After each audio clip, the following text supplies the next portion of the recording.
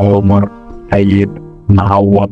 عمر سيد معوض ابن الكابتن سيد معوض غني عن التعريف طبعا. القصة دي فيها عبرة ان من مستقبل مشرق الى الظلمات واليأس والاحباط، عشان يتحول شعور عمر سيد معوض الى الامل وعودة الروح وانفراجة في مسيرته اللي قال اولها الحمد لله وقرر الانطلاق. عمر كان تألق وعمل معايشة مع نادي ريال بيتيس الاسباني، وبعد انبهارهم بالموهبة اللي شافوها قدامهم وايمانهم ان الموهبة دي هتنفجر عندهم قرروا يتعاقدوا معاه. بس للأسف في الفترة دي عمر جاله أصعب حاجة ممكن تتخيلها، جاله قطع في الرباط الصليبي. ونادي ريال بيتيس عشان مقتنع بموهبة اللاعب وإيمانهم بالموهبة اللي موجودة قدامهم قرروا يتعاقدوا مع اللاعب قادما من النادي الأهلي عشان يرجع له الأمل مرة تانية وترد فيه الروح ويبتدي يشتغل على نفسه بزيادة. والجميل هنا إن النادي الأهلي وافق على بيع عمر بدون أي مشاكل، فرصة كويسة إن اللاعب سنه صغير عشان يقدر يتعود ويتأقلم على الوضع. عمر عمل عقد مع نادي ريال بيتيس بشروط خرافية ومميزة للنادي الأهلي ومحفزة للاعب كمان.